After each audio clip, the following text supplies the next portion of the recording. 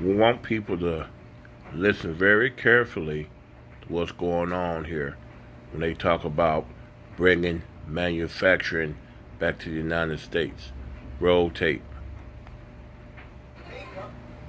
Special edition. I'd like to welcome James Lurie, President and CEO of Stanley Black & Decker. Jim, thanks for joining me. I'm going to get right into it. You know, you purchased Craftsman tools for Sears in 2017. Thank you.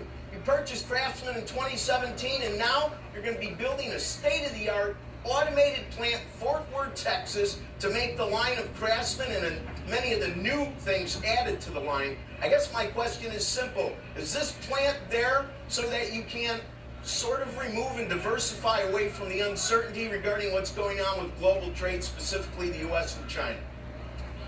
Absolutely. Diversification of our manufacturing base is very important. It's a great thing because we don't want to be reliant on any one geography for production, but also because the craftsmen, the tradesmen who buy the product, they really want to buy product made in the USA. So what better idea than to manufacture in the USA? $90 million investment, 425,000 square feet, 500 jobs. It's a beautiful thing. You know, and there's a heavy accent on automation, AI, 3D printing, just a variety of advanced manufacturing techniques. And while I was reading that, I was reading a report by Deutsche Bank, Jim, that said automation and robotics in the U.S. specifically will enhance jobs, not destroy them. Your thoughts?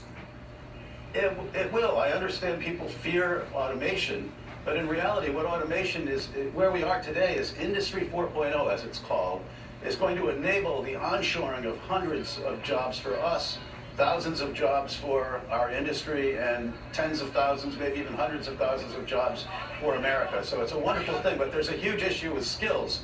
Skills need to be brought up to speed, and so our U.S. industry really has a reskilling project ahead of us, and that's what we have to do, because these people need to have the capability to use this new technology and to be effective in their jobs. You know, when it comes to China, it's just a really politically charged topic, and I totally understand why. I read that bringing these manufacturing jobs can cost hundreds of thousands per job, and it's a really dumb idea. I get that. But if I'm seeing all this migration of parts manufacturing back to the U.S., doesn't that cost have to be looked at in a grander amortized picture, that it may be the beginning of something big, or am I wrong? Well, I think you're absolutely right. This is the beginning of something big. It doesn't matter what happens with this trade war. The big picture is ultimately there's a nationalistic trend going on, and ultimately there's going to be a lot of migration back to whether it's developed markets in Europe or the developed markets here in North America. There is going to be a major shift of production across the entire world, and it's all tied up with the geopolitics and the power shift at a very macro level that's going on in the world today with the advent of the rise of China. Now, before the tweet and tariffs moved up, and of course things are still in transit on that first batch, as CNBC's been talking about, I read that you said that the tariffs prior to the raising of them was going to cost you guys about $150 million. Now, you think maybe $250 to $275 million. Can you give me some perspective to your revenues and your cash flows as to how big of a ding it is? And do you think that your productivity, your new plant and other plants will offset that over time? Okay, so $275 million dollars is a pretty substantial earnings per share amount for us. It would be about $1.50 a share.